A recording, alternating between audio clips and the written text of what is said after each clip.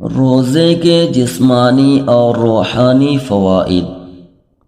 اگر دنیاوی اور جسمانی اعتبار سے دیکھا جائے تو معلوم ہوگا کہ روزہ مسلمانوں کو چست و چالاک، صابر و شاکر، ایک دوسرے کے لیے ہمدرد و غمگسار اور ایک مضبوط و منظم قوم بنانے میں بہترین ذریعہ ہے۔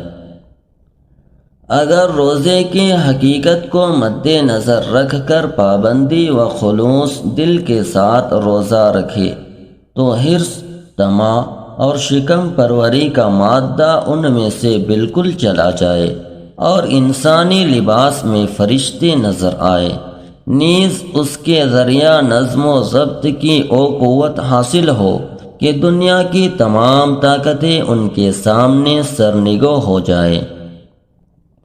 اصول طب کی روح سے روزہ جسمانی صحت حاصل کرنے کا بہترین ذریعہ ہے، اس لیے کہ 11 مہینے تک جو خراب اور فاسد رطوبت جسم میں جمع ہوئی وہ ایک ماہ کے روزے سے سب خشک ہو جاتی ہے۔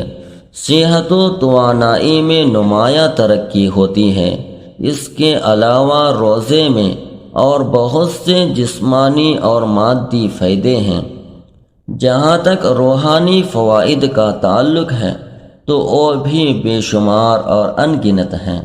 مثلا فرشتے کھانے پینے اور جمع کرنے سے پاک اور منزہ ہیں، اسی طرح اللہ تعالیٰ بھی ان خواہشات سے پاک ہے۔ اس لیے روزہ رکھنے سے انسان تھوڑی دیر کے لیے اس ملکوتی صفت میں نظر آتا ہے اور اس وقت تخلقوا باخلاق اللہ کا بھی ایک مظاہرہ ہوتا ہے۔